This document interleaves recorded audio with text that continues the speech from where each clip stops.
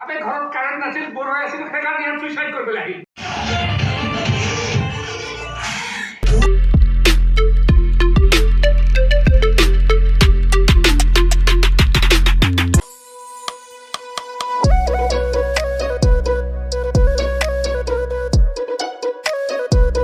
আৰু আজি গৈছোঁ দিগন্তৰ মই ৰঘুপতি চাব মানে দিগন্তৰ মই বহুত দিনৰ পৰা ৰঘুপতি চাম বুলি ভাবি আছিলোঁ কিন্তু টাইম পোৱা নাই মানে মই টাইম পালে দিগন্ত টাইম নাপায় দিগন্ত টাইম পালে মই নাপাওঁ সেইটো কাৰণে বেয়া নাপাব ৰবিদা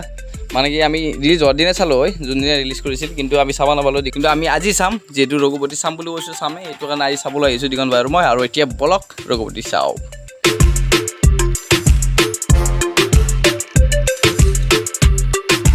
এইবাৰো আমাৰ চিনেমা হল আৰু ইয়াতে চাম ৰঘুপতি চলি আছে বৰ্তমান 2টা বজাৰ পৰা আৰম্ভ 2টা বাজিলে ডাইৰেক্ট আমি ৰাইট টাইমত আহিছোঁ আৰু পাৰ্কিং কৰি লওঁ গাড়ীখন তাৰপিছত আমি গৈছোঁ ৰঘুপতি চাব আৰু টিকেটটা কাটি লওঁ বলক এই টিকেটটো ইয়াত ইয়েছ টিকেট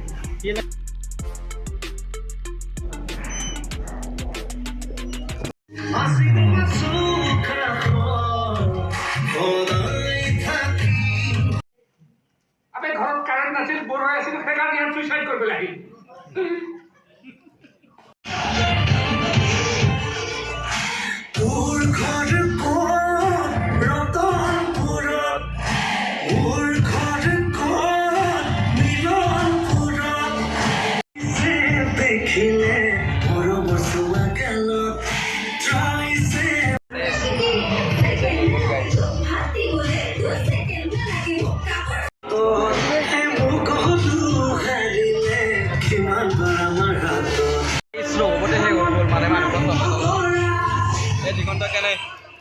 মজা লাগিছে শেষ